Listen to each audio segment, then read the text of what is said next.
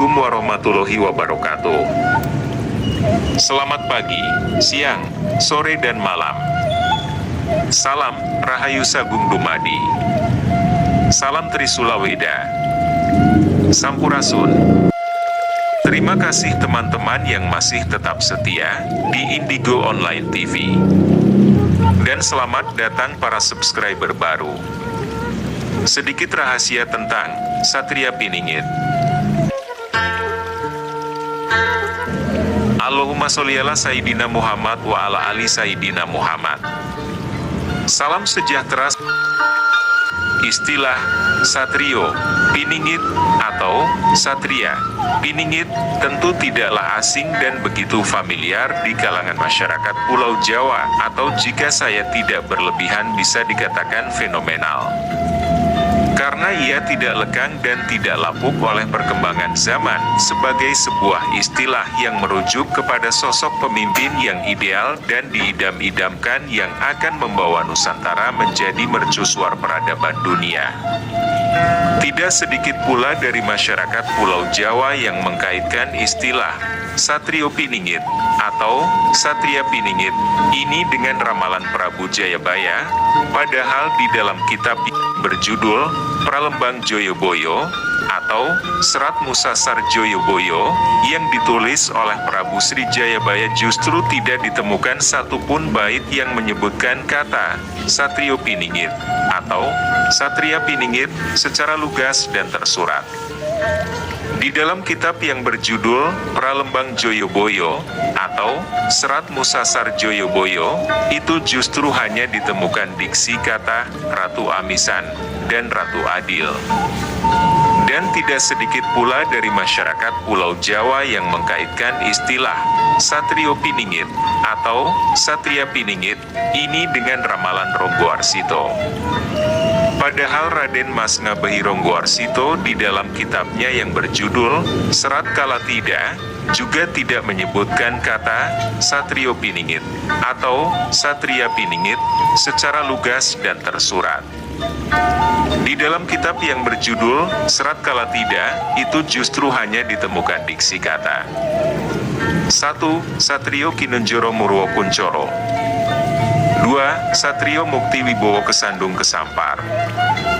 3. Satrio Jinumput Sumelo Atur. 4. Satrio Lolono Topong Rame.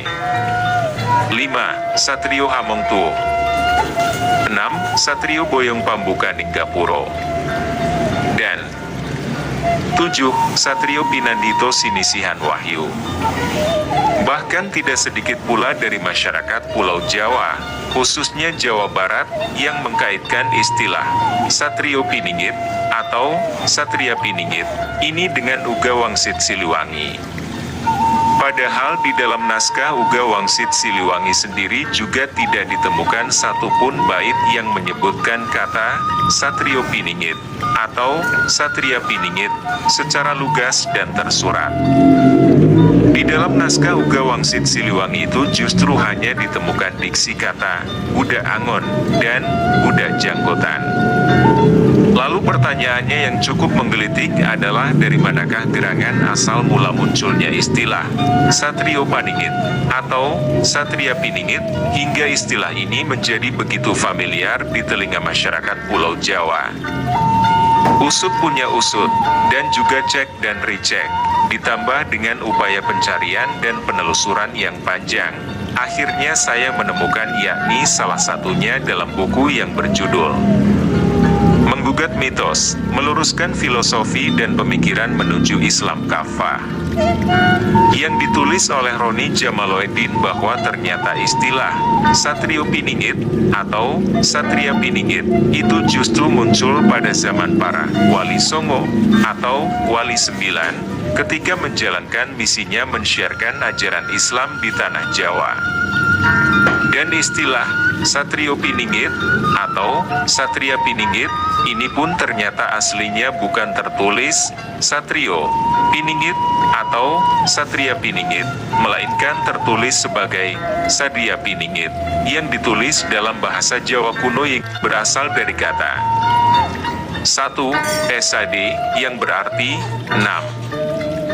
2. Dria, yang bermakna indria, indera tubuh. Dan ketiga, yaitu kata piningit, yang berarti memingit, menyembunyikan, menutup, sehingga istilah Satria Piningit bermakna memingit atau menutup 6 indera dalam tubuh manusia. Nah, seiring berjalannya waktu kemudian istilah Satria Piningit ini mengalami pergeseran lafal pengejaan atau penyebutan dan penulisan transliterasi menjadi Satria Piningit atau Satrio Piningit. Dan rupanya istilah Satria Piningit yang bermakna memingit atau menutup 6 indera dalam tubuh manusia ini diadopsi oleh para wali songo, wali 9 dari ajaran tarekat yang berasal dari Imam Ali bin Abu Thalib yang didasarkan pada hadis Rasulullah yang mengisahkan ketika Rasulullah membaiat Imam Ali bin Abu Thalib. Berikut bunyi hadisnya. Angkatlah tanganmu dan tutuplah pintu. Hadis riwayat Al-Hakim dari Ala bin Shida. Kalimat tutuplah pintu pada hadits di atas dijelaskan oleh Imam Bukhari dalam kitabnya Syahih Bukhari bab menutup pintu sebagai berikut. Rasulullah masuk ke dalam Baitullah, kemudian beliau menutup pintu Ma'rifat dengan menghadap kemana saja yang disukainya. Sementara Imam Nawawi dalam kitabnya Syarah Muslim menjelaskan bahwa yang dimaksud dengan kalimat tutuplah pintu pada hadits di atas dengan penjelasan sebagai berikut. Yang menutup pintu adalah Rasulullah sendiri dengan maksud supaya lebih tenang kalbunya dan lebih khusyuk dalam menyaksikan nur Allah di dalam syalatnya ketika beliau berada di dalam Baitullah. Dalam dunia tarikat, praktik menutup pintu tubuh ini seringkali disebut dengan istilah zikir penutup atau zikir hatami yang dalam ajaran Tuan Syekh Abdul Qadir Jailani dalam tarikat Qadiriyah wa Naqsyabandiyah lebih dikenal dengan istilah zikir hatam hawajakan. Sedangkan oleh para wali songo, wali 9, ketika mensyiarkan ajaran Islam di tanah Jawa, praktik menutup pintu tubuh ini diperkenalkan dalam konteks kearifan lokal dengan menggunakan bahasa Jawa kuno dengan istilah Satria Piningit yang merupakan akronim dari Satria Piningit yang bermakna menutup 6 indria, 6 indera tubuh manusia. Dalam ilmu Jawa kuno, adapun yang dimaksud dengan istilah satria atau 6 indria, 6 indera dalam tubuh manusia adalah 1. Caksu indria, yakni indera penglihatan, mata, yang kemudian dilafalkan sebagai caksundria. 2. Gerana indria, yakni indera penciuman, hidung, yang kemudian dilafalkan sebagai geranendria. 3. Srota indria, yakni indera pendengaran, telinga, yg kemudian dilafalkan sebagai srotendria. 4. Wa indria, yakni indera pengecapan, mulut, yang kemudian dilafalkan sebagai wakendria. 5. Upasta indria, yakni indera kemaluan, penis, vagina, yang kemudian dilafalkan sebagai upastendria. 6. Payu indria, yakni indera pembuangan, anus, dubur, yang kemudian dilafalkan sebagai payundria. Nah, sadria, atau keenam indria, indera ini memiliki pintu gerbang yang dikenal sebagai nawadwara, yang berasal dari kata nawa, yang berarti 9, dan kata dwara, yang bermakna pintu, sehingga kata nawadwara bermakna 9 pintu, yakni 9 pintu yang terdapat pada 6 indera tubuh manusia sebagai berikut. 1. Caksu indria atau indera penglihatan, mata, memiliki 2 buah pintu. 2. Gerana indria atau indera penciuman, hidung, memiliki 2 buah pintu. 3. Srota indria atau indera pendengaran, telinga, memiliki 2 buah pintu. 4. 4. Wa indriya atau indera pengecapan, mulut, memiliki 1 buah pintu. 5. Upasta indriya atau indera kemaluan, penis, vagina, memiliki 1 buah pintu. 7. Payu indriya atau indera pembuangan, anus, dubur, memiliki 1 buah pintu. Total ada 9 pintu yang terdapat pada 6 indera tubuh manusia.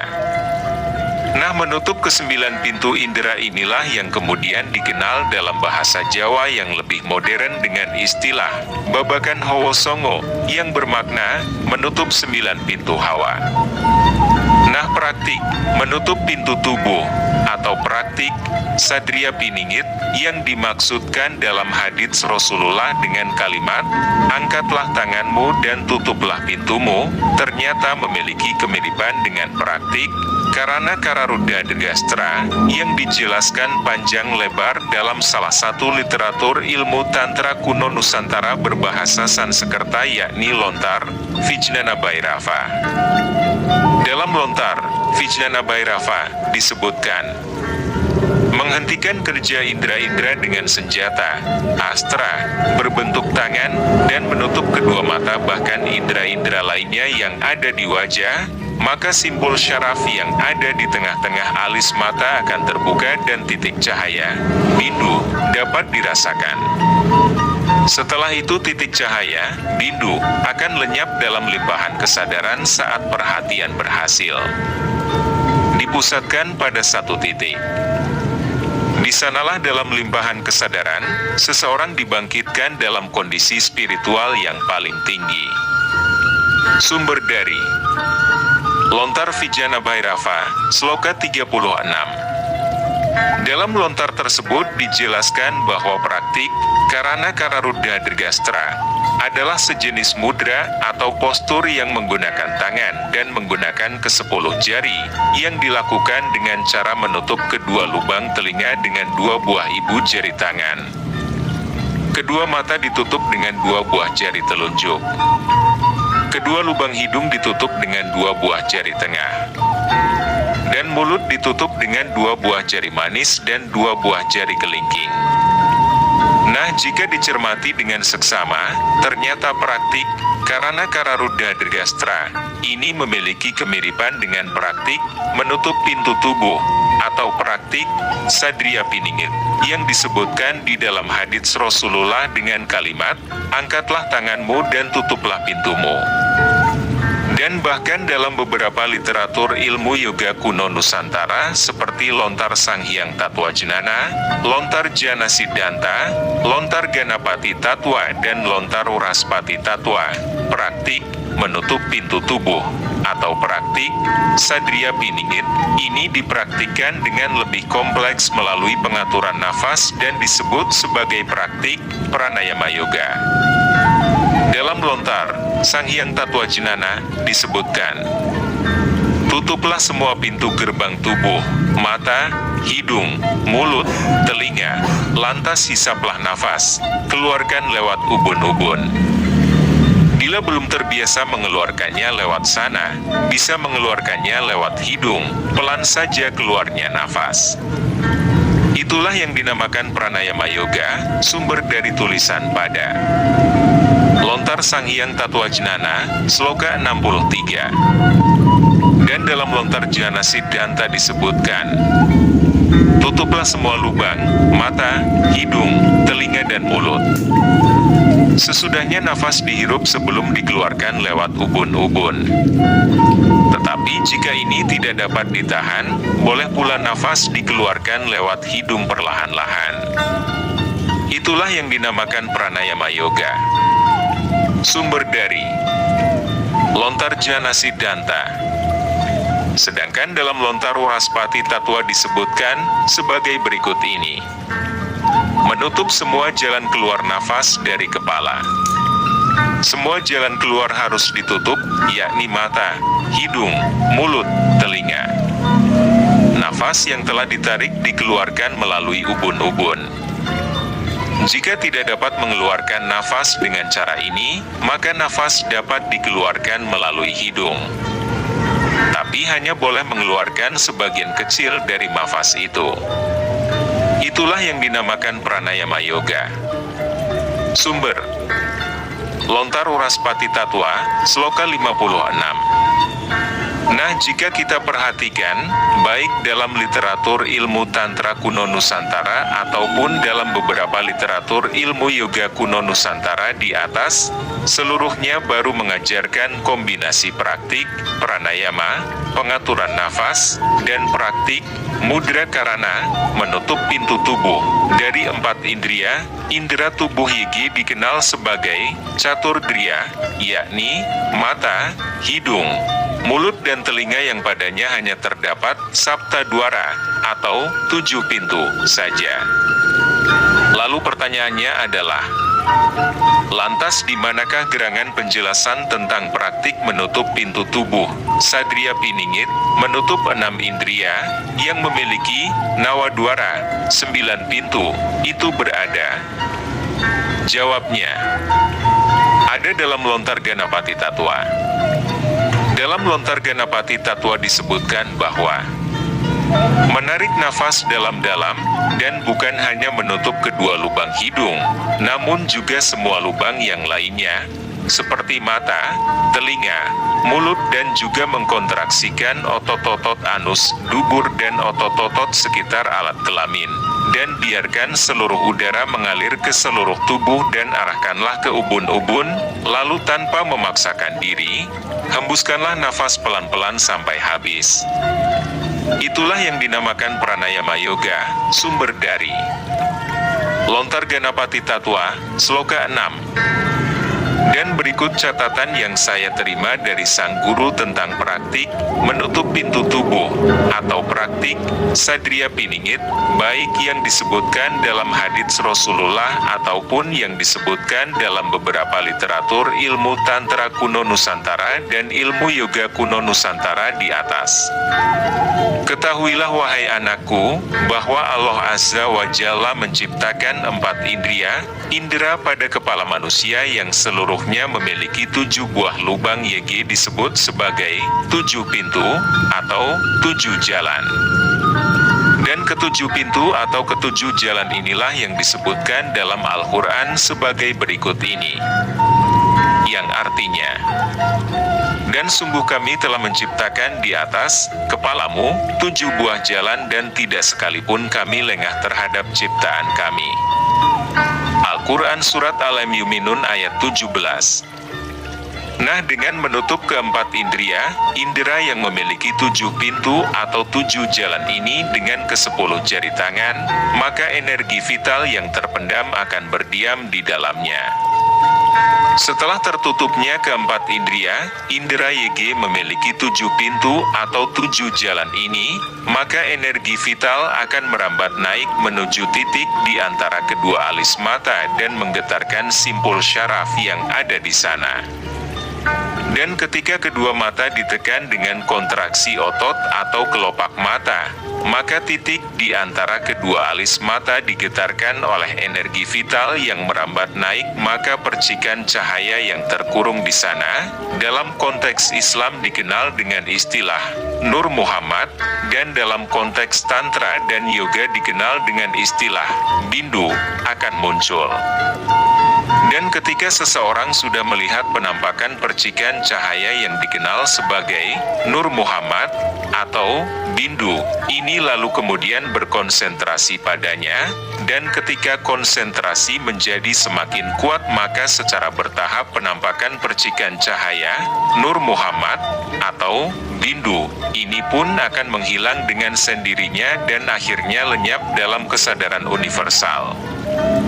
Inilah yang disebut sebagai pencerahan tertinggi yang dalam ajaran tarikat disebut dengan istilah fanafillah, yakni pencerahan tertinggi dari seorang salik, dan dalam konteks tantra atau yoga disebut dengan istilah paramastiti, yakni pencerahan tertinggi dari seorang yogi atau seorang yang sering berlatih yoga. Namun rupanya praktik menutup pintu tubuh yang dalam penjelasan di atas disebutkan barulah sebatas menutup 7 pintu atau 7 jalan yang ada di kepala.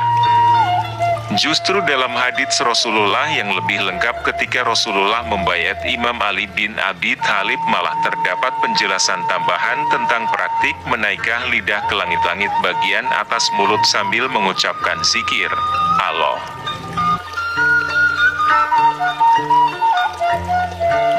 Dan dari Imam Ali karomahullah wajahu, beliau berkata, "Ya Rasulullah, manakah jalan tarikat yang sedekat-dekatnya kepada Allah dan semudah-mudahnya atas hamba Allah dan semulia-mulianya di sisi Allah?" Maka sabda Rasulullah, "Ya Ali, penting atas kamu senantiasa berzikir kepada Allah." Maka berkatalah Ali, "Setiap orang berzikir kepada Allah." Maka Rasulullah bersabda, "Ya Ali, tidak akan terjadi kiamat hingga tiada lagi di atas permukaan bumi ini orang-orang yang mengucapkan Allah." Maka berkatalah Sayyidina Ali kepada Rasulullah, "Bagaimana caranya aku berzikir ya Rasulullah?" Maka Rasulullah bersabda, "Coba pejamkan kedua matamu dan rapatkanlah kedua bibirmu dan naikkanlah lidahmu ke atas dan berkatalah Allah." Lidah Imam Ali bin Abi Thalib kemudian dinaikkan ke atas ke langit-langit mulut. Dan tentulah lisannya tidak dapat menyebut Allah. Maka pada saat itu juga Imam Ali bin Abi Thalib mengalami sensasi, fanafilah. Setelah Imam Ali bin Abi Thalib tersadar, maka Rasulullah bertanya kepada Imam Ali bin Abi Thalib mengenai perjumpaannya dengan Allah, dan Imam Ali bin Abi Thalib berkata, yang arti bahasa Indonesianya, "Kulihat Tuhanku dengan mata hatiku dan aku pun berkata, tidak aku ragu, engkaulah Allah." Setelah Imam Ali bin Abi Thalib menceritakan perjumpaannya dengan Allah, maka kemudian Rasulullah membawa Imam Ali bin Abi Thalib di hadapan umat dan berkata, yang artinya, "Aku adalah gudangnya ilmu dan Ali adalah pintunya." Hadis riwayat At-Tabrani dan Al-Baihaqi. Nah, praktik menutup pintu tubuh yang disertai dengan praktik menaikkan lidah ke langit-langit mulut bersamaan dengan pembacaan zikir Allah Allah Allah Allah, ini mirip dengan apa yang ada dalam konteks ilmu tantra kuno dan yoga kuno Nusantara disebut dengan istilah kecari mudra. Dalam lontar Vijnana Bhairava disebutkan, jika seseorang menjaga mulutnya tetap terbuka lebar, dengan menggulung lidah ke bagian tengah dan mengarahkan pikiran pada bagian tengah mulut yang terbuka, kemudian melafalkan suara vokal rendah, ha, dalam batin, maka dengan begitu seseorang akan merasakan kedamaian. Hal ini tertulis dalam Lontar Vijnana Bhairava, Sloka 81. Dan dalam sloka yang lain disebutkan, ketika lidah digulung cukup dalam dan menyentuh langit-langit mulut, kemudian di saat itu juga perhatian diarahkan di antara kedua alis mata, maka itulah yang disebut sebagai kecari mudra. Tertulis dalam Lontar Vijnana Bhairava. Nah, bedanya adalah jika dalam praktik kecari mudra, tantra dan yoga, posisi mulut terbuka dan membaca mantra kata ha dalam batin. Maka dalam praktik tarikat Islam yang diajarkan Rasulullah kepada Imam Ali bin Abi Thalib, justru posisi mulut dalam keadaan tertutup dengan kedua bibir terkatup rapat dan membaca zikir Allah Allah Allah Allah dalam batin. Dalam sistem ilmu kultivasi energi aliran Tao kuno, posisi lidah menempel langit-langit merupakan jembatan atas Magdie yang menghubungkan dua arus energi dalam titik meridian Ren dan titik meridian Du dengan titik Dantian di bawah pusar dekat kemaluan dan titik Huyin di dekat dubur anus yang kemudian akan mengaktifasi kelenjar pineal body yang ada di kepala. Inilah yang disebut dengan praktik menutup 9 pintu tubuh yang terdapat pada 6 indera tubuh yang disebut sebagai sadriya piningit, yakni menutup kedua mata, kedua lubang hidung, kedua lubang telinga, mulut, lubang dubur, anus, dan lubang kemaluan. Dan bahkan atas petunjuk wahyu, kemudian praktik sadriya piningit ini disempurnakan oleh Rasulullah melalui kombinasi praktik kecari mudra yang merupakan raja dari segala praktik tantra dan yoga yang ada di dunia, dan praktik pengaturan nafas pranayama yoga yang dalam ajaran tarikat disebut dengan istilah zikir nafas. Pertanyaannya, lalu mengapa Rasulullah harus menambahkan kombinasi praktik kecari mudra, melipat ujung lidah ke langit-langit mulut, dan praktik zikir nafas pranayama yoga ke dalam praktik menutup 9 pintu tubuh yang dalam konteks lokal disebut dengan praktik sadriya piningit? Simaklah berikut penjelasannya. Ahli ilmu kesehatan kuno Tao yang bernama Hong Jing mengatakan bahwa orang yang mempraktekkan metode menelan air liur dapat memperpanjang umur dan menyembuhkan segala macam aneka penyakit. Perkataan Hong Jing di atas bukan tanpa alasan. Karena memang faktanya bahwa sejak zaman kuno, air liur yang menurut kebanyakan orang nampaknya biasa-biasa saja, namun oleh para praktisi ilmu kesehatan kuno justru disebut sebagai cairan berharga, disebut pula sebagai jin yuye, atau cairan emas batu giok, dan dianggap sebagai sumber penting bagi kesehatan manusia. Dan dengan mempelajari beberapa teknik agar air liur terus eksis dengan cara terus-menerus memposisikan lidah menempel di langit-langit mulut selama beberapa menit, maka di dalam mulut akan terkumpul air liur yang bercampur dengan hormon kelenjar parotid air liur yang jika ditelan maka salah satu khasiatnya dapat membuat tetap sehat dan awet muda. Sungguh sebuah praktik pengajaran tarikat yang sangat dahsyat, manfaatnya baik secara lahir dan batin yang telah diajarkan Rasulullah kepada kita semua umatnya di akhir zaman ini. Meskipun hanya segelintir orang saja yang mengetahuinya. Inilah rahasia terbesar yang diajarkan Rasulullah kepada kita semua. Ini pula rahasianya mengapa sepanjang kehidupannya, Rasulullah senantiasa sehat dan sangat jarang jatuh sakit kecuali saat menjelang kematiannya. Masya Allah. Demikianlah kajian singkat saya tentang sedikit rahasia di balik pemaknaan istilah Satria Piningit, yang sejatinya ternyata tertulis sebagai Sadriya Piningit, dan tentunya akan memiliki pemaknaan YG berbeda pula dari yang selama ini kita ketahui bersama. Wallahu alam bisawab. Hanya Allah Subhanahu wa Ta'ala semata yang maha mengetahui kebenarannya. Mohon maaf atas segala kesalahan karena kesalahan semata-mata datangnya hanya dari diri saya pribadi dan kebenaran datangnya semata-mata hanya dari Allah Subhanahu wa Ta'ala yang maha benar dan memiliki kebenaran yang tunggal dan bersifat mutlak.